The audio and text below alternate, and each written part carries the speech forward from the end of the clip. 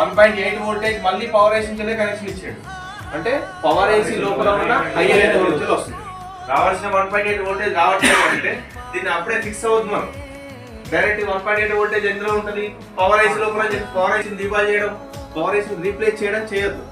So ముందుగా అది power IC లోపల ఉన్న ఎల్డిఓ నుంచి వస్తుందా లేదా పవర్ ఐసీకి బయట ఉన్న ఎల్డిఓ నుంచి వస్తుందా?